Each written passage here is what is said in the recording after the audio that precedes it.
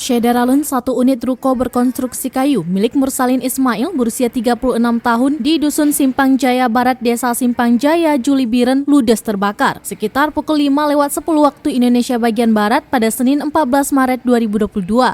Saat kebakaran terjadi, Mursalin dan keluarganya bermalam di rumah depan ruko yang menjual sembako tersebut. Tidak ada yang berhasil diselamatkan, satu unit sepeda motor hangus tinggal kerangka.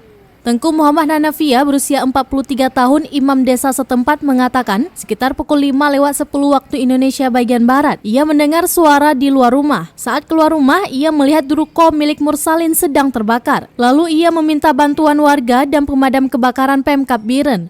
Beberapa saat kemudian, 2 unit damkar tiba di lokasi untuk memadamkan api.